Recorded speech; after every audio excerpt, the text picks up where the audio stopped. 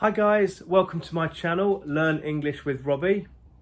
Today we are going to talk about the present simple tense in English. This is a very important tense. It's probably the first tense that you'll learn to form when you're learning English, and it's very commonly used. Today we're going to learn how to use it, when it's appropriate to use it, and we're also going to learn grammatically how to form it. So, when do we use the present simple tense?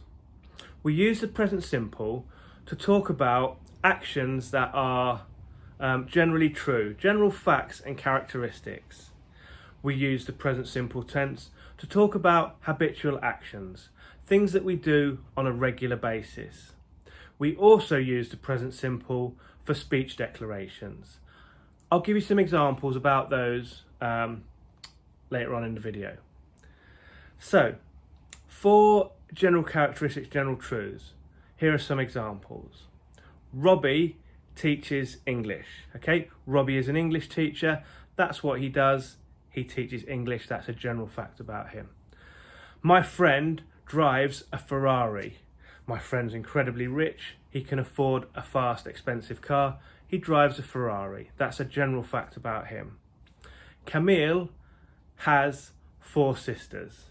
That's a fact about her. That's something that we know to be true about her. She's one of 5. She's got 4 sisters. Okay, we also use it to talk about habitual actions. Actions that can be done on a regular basis. Now, these are often accompanied by time expressions and frequency expressions, adverbs of frequency and expressions of frequency. We will cover those expressions in a later video. I'll do a video just about that. Okay, so for habitual actions, I brush my teeth twice a day. So to say I brush my teeth, that is a fact about me, but to make it into a habitual action, an action that I do regularly, I say I brush my teeth twice a day. She walks her dog every day. So it's a habitual action. We know that every day she will take her dog out for a walk. Annabelle goes to the gym 4 times a week.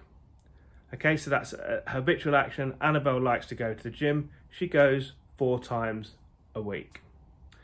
Okay, now for speech declarations, this is when you are declaring something. For example, I promise, I expect, I refuse. I promise that I will never do that again.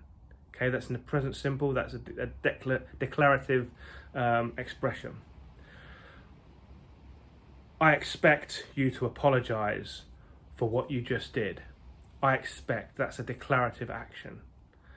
I refuse to clean my room. That is a declarative act. You're making a declaration. You're declaring that you refuse to clean your room. So in this second part of the video, we're going to talk about how you actually form the present simple. Now, I think, having learned other languages, I've often found that forming verbs to be a little bit difficult. Now, in English, I feel that there are a lot of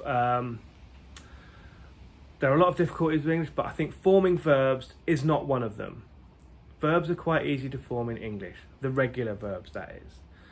So to form the present simple, when we form the present simple, we use the base verb, the infinitive, and we take to off it. So if I'm going to say to the infinitive to work, we take to off it, we use have work, and then we put that in front of the subject pronoun, the subject pronoun, which could be I, you, we, or they. Now, if it's the third person singular, we do something slightly different, but I will explain that. That's a slight quirk, as we call it. So, the present tense in the affirmative, we're going to cover the interrogative for asking questions and the negative for saying something's not true after this. So, in the affirmative, we say, I work. You work. We work. They work. So as you can see, we are using the base verb and we're just putting the pronoun in front of it, or we could even put the noun in front of it. So we could say Robbie, we could say, when we get to the third person, we'll talk about that. So in the third person, he works, she works, it works. Or we could put instead of just having a pronoun, we could have a noun. Robbie works. Sarah works.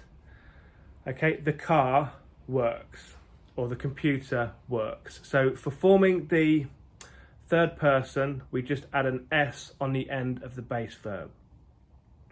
Now, for forming what we call the interrogative, which is asking questions, we put an auxiliary verb, do, in front, or does if it's the third person, which we'll go on to in a minute. So when we're asking questions, do I work?